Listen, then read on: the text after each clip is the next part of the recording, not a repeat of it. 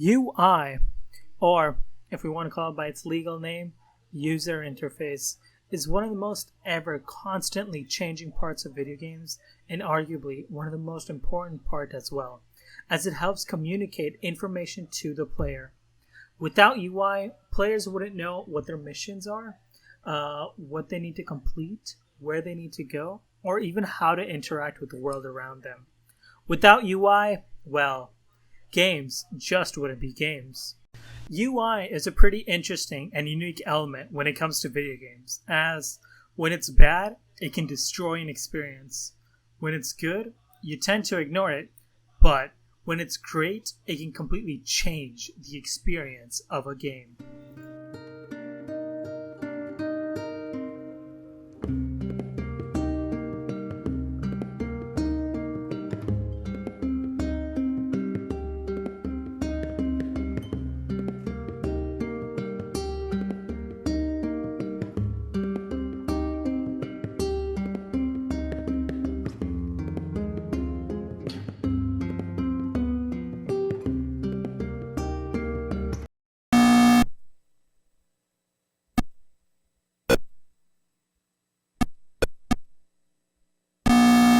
Pong is one of the earliest video games to ever release, and even when it released all the way back in 1972, there were still UI present.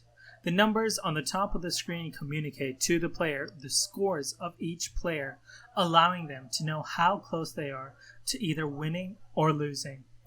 The inclusion of this UI allows players to get emotionally invested in the game and even give rise to some heart-pounding, snatching victory from the jaws of defeat kind of moments. However, as time went on, graphics improved and we could do more with the medium.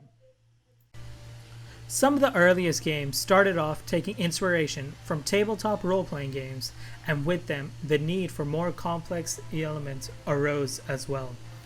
Games like Diablo needed to communicate to players what weapons the players were using, the improvement of one weapon over another, damage taken, damage given, and so many other stats that UI had to evolve in order to rise to this task. There was this constant rise in new genres, new ways of playing, new control schemes and everything, and just scores wouldn't be enough anymore. With games like Wolfenstein and Doom, players needed to see their health, armor, and even bullets left with a particular gun so they could make strategies for obstacles ahead. As more genres and more systems came out, the world of UI changed alongside of it. This constant changing and evolving of UI was very persistent, but then, in 2008, something major happened. The game Dead Space released and completely shook up how UI could be implemented into games. Instead of UI being a separate part of the game, existing on an alternate reality to the characters was now something that the character and player could both interact with. For example, on the back of Isaac's spacesuit, you can see a trail of lights. When Isaac takes a hit, one trail of light is reduced, showcasing his remaining health. And when Isaac aims his gun down, you can see the amount of bullets on a little virtual screen that the bullet produces. Different elements of the menu were brought up by Isaac's trusty little PDA device. This is one of the first mainstream instances of what is now known as diegetic UI, where the UI has an in-game explanation for it. This style of UI became more and more popular and used by games as times went on. Games such as Metroid Prime actually took this one step further, using the main character's futuristic helmet to showcase their health, ammo left, and even enemy health is an easy to understand way.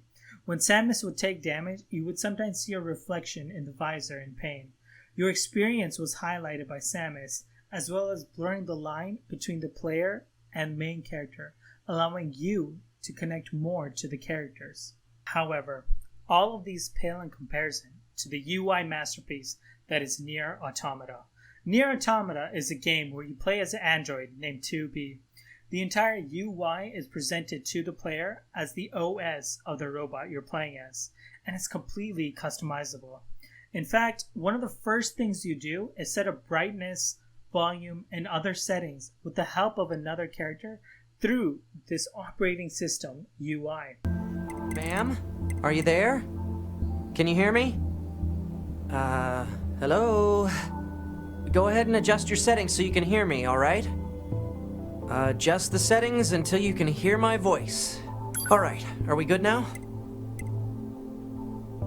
Roger that. Alright, are we good now? Oh, thank you. Anyway, that takes care of the settings. In Nier Automata, UI elements are represented by different chips that you can find as you play through the game. You can find a chip that displays enemies' health or weak points. Some chips help showcase the minimap or the experience gauge. There's even an OS chip that if you remove,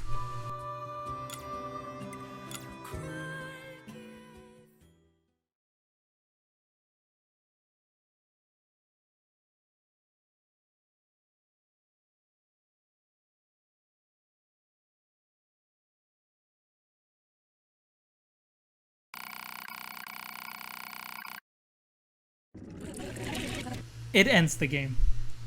The rise of UI has not only resulted in more immersive games, but also UI that's never been seen before.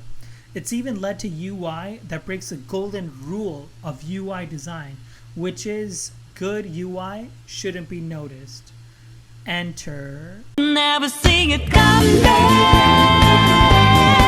Persona 5, a game whose UI helps shoot the game into mass popularity and for a just reason. I could talk forever about how stylish and cool the UI looks, but I'll just let the UI do the talking.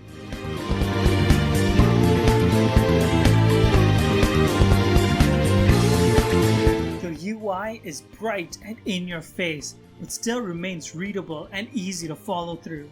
The animations help focus the player's eyes onto important parts on the menu and where they need to focus on screen.